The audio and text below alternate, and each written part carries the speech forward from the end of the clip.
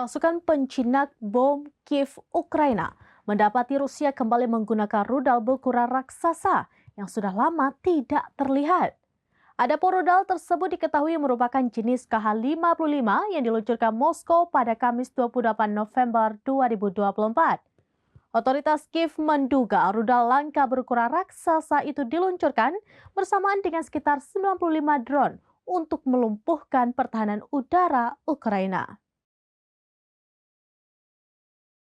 Rusia disebut menggunakan rudal langka untuk melumpuhkan pertahanan udara Ukraina.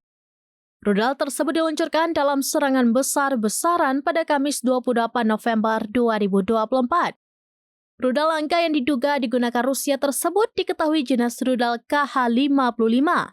Penggunaan rudal tersebut diketahui saat pasukan penjinak ranjau Ukraina di Kiev menemukan dan menetralkan rudal jelajah Kh-55 Rusia.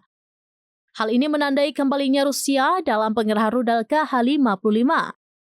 Disebutkan rudal tersebut sudah tidak terlihat selama beberapa waktu bersama dengan rudal Kh-101 dan kaliber yang lebih umum digunakan.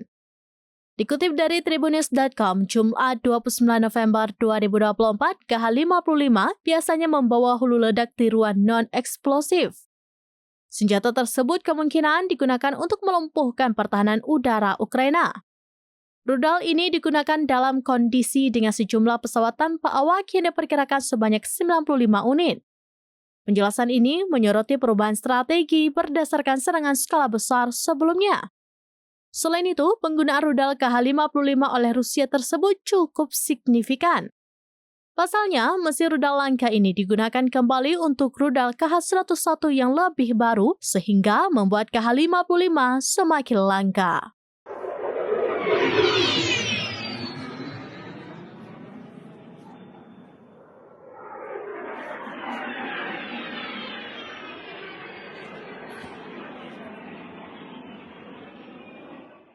Demikian informasi terkini Syederalun. Saksikan terus beragam informasi lainnya. Coba like dan share seluruh akun serambines.com. Download Tribun X sekarang. Menghadirkan lokal menjadi Indonesia.